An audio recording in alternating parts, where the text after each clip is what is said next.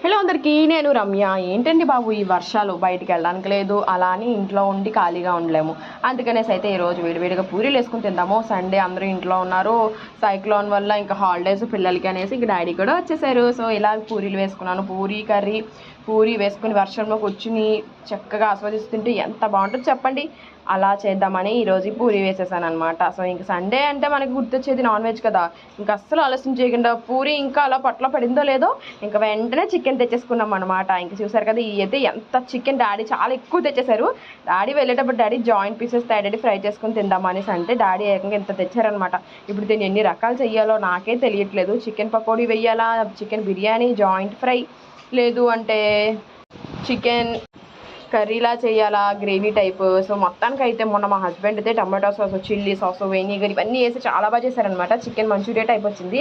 So అదైతే కన్ఫామ్గా evening try చేసేసేయాలి. అదంతా